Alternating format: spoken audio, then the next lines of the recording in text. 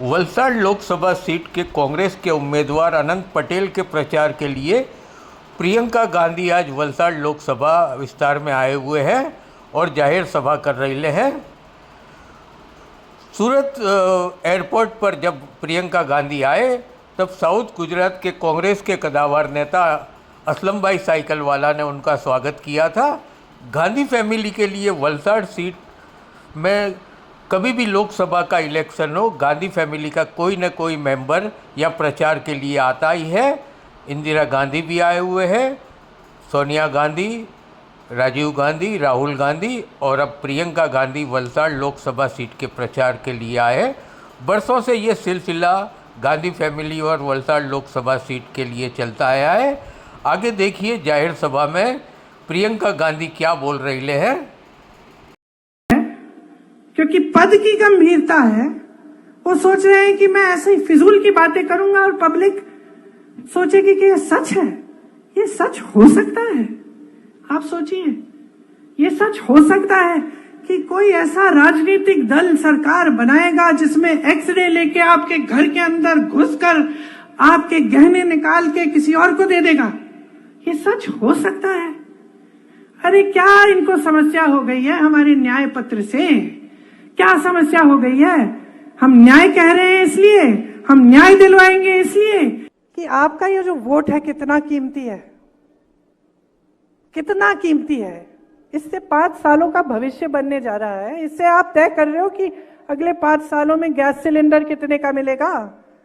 इससे आप तय कर रहे हो कि कोई जब दुकान जाओगे कि कुछ खरीद पाओगे कि नहीं। इससे आप तय कर रहे हो कि अपने नौजवान बच्चों को रोजगार मिलेगा कि नहीं।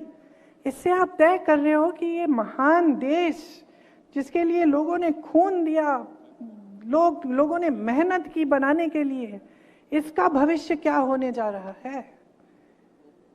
और आज तो हम इस जगह पहुंच गए हैं कि 10 साल इनकी सरकार चली है। मुझे नहीं लगता कि 5 साल और ये देश सह पाएगा। अब तक तो सह लिया, अब संविधान बदलने की बातें हो रही हैं। कह रहे हैं 400 पार, हम संविधान बदल देंगे। क्या करने जा रहे हैं क्या पता। आपके सामने तो एक काम की बात नहीं करते, एक बार आपके रोजगार की बात नहीं करते, एक बार महंगाई की बात नहीं करते, एक बार स्वास्थ्य सुविधाएं की बात नहीं करते, एक बार आपके बच्चों को कैसे शिक्षित करेंगे ये नहीं करते। 70 साल में कुछ नहीं हुआ। बस पूछिए ना इनसे, आईआईटी किसने बनाई? इन्होंने बनाई कितनी? ठीक है, कांग्रेस ने बनाई इनसे पहले, इनके काल में कितनी नहीं बनी। एम्स कितने बनाए इन्होंने, अस्पताल कितने बनाए, पाठशाला कितने बनाए, रोजगार कितने दिलवाए, कितने लोगों को गरीबी रेखा से ऊपर लाए। कभी नहीं कहेंगे क्योंकि कुछ है ही नहीं कहने वाला, कहने का कुछ है ही नहीं, किया ही नहीं। बस यही करते रहे, बड़े बड़े इवेंट, बड़ी बड़ी महलों में जाके किसी राष्ट्रपति से मिलना, कहीं दुनिया भर में कहीं घूमना, यही करते रहे। अब टाइम आ गया है रिपोर्ट कार्ड का, टाइम आ गया है। 5 सालों से तो आप कुछ भी करते रहे, आपसे किसी ने पूछा नहीं। अब जनता पूछ रही है, अब जनता कह रही है कि भाई बताओ क्या किया। तो अब घबराहट हो रही है। अब बहकी बहकी बातें, वही हिंदू मुसलमान, वही इधर उधर की बातें, वही विश्व गुरु, वही दुनिया के सबसे बड़े नेता हैं मोदी जी। अरे क्या लेना देना आपको कि कितने बड़े नेता हैं? अगर इतने बड़े नेता आपको पानी नहीं दिलवा सकते, आपका घर नहीं बनवा सकते, आपको रोजगार नहीं दिलवा सकते, तो हमें क्या माफी मांगनी चाहिए इनसे कि हमने रोजगार की बात उठा ली, कि हमने महंगाई की बात उठा ली, कि हम लड़ रहे हैं आपके हकों के लिए, कि हम कह रहे हैं कि इस देश को हम खत्म नहीं करने देंगे तुम्हें। माफी मांगे ये आपसे मांगे। हर बार मंच पे आए माफी मंगवाओ कि हमारे सामने खड़े होकर आपने ऐसी उल्टी शुल्टी बातें, आपने ऐसी हल्की बातें कैसे कर डाली। आप माफी मंगवाओ, पूछो इनसे। कोई जिम्मेदारी नहीं होती प्रधानमंत्री की देश के प्रति, कोई जिम्मेदारी नहीं होती जनता के प्रति कि जनता के सामने मंच पे खड़े हो, सच बोलो। यही जिम्मेदारी होती है। ये दिल में लेके ये जिम्मेदारी उठाते हैं प्रधानमंत्री। मैंने देखे हैं ऐसे प्रधानमंत्री, और मैं ये नहीं कह रही हूं कि सिर्फ मेरे परिवार के सदस्य थे। हाँ, इंदिरा जी थी, मर गई देश के लिए, शहीद हो गई देश के लिए। हाँ, राजीव जी थे, टुकड़ों में घर लाई मैं उनको, शहीद हो गए इस देश के लिए।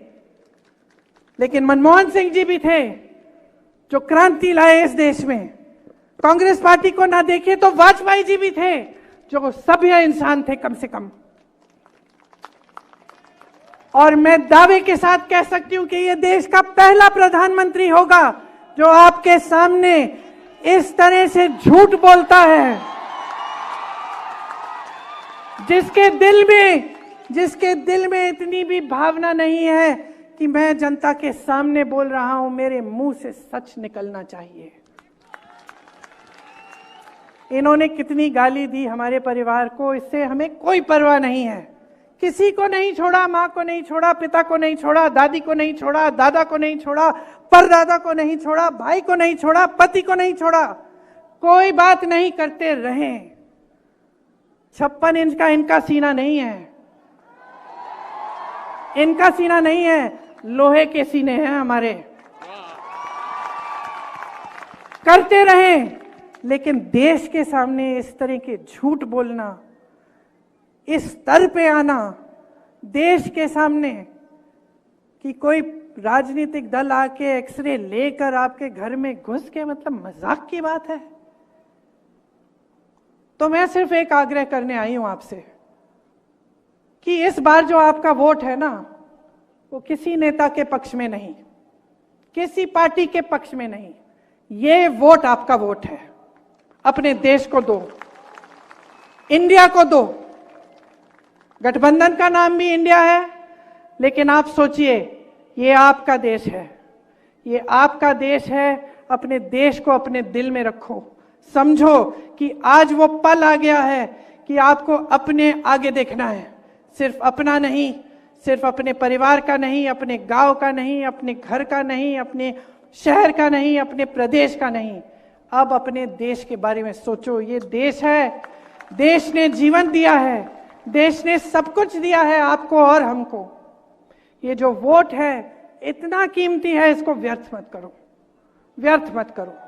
ऐसी फिजूल की बातों पे अपना वोट मत दो। वोट अपना है, अपने काम पे दो, रोजगार पे दो। महंगाई बढ़ रही है, उसको कम करने के लिए दो। महिलाओं की सुरक्षा के लिए दो, महिलाएं अपने पैरों पे खड़े हों उसके लिए दो। आदिवासियों के लिए क्या करेगी सरकार, उसके लिए दो। दलितों के लिए क्या करेगी सरकार, उसके लिए दो। ये वोट देश की जनता के लिए जाना चाहिए। गलतफहमी में मत होना, गलतफहमी में मत होना। सब आपके हाथों में है, किसी एक नेता के हाथ में नहीं है, सब आपके हाथों में है।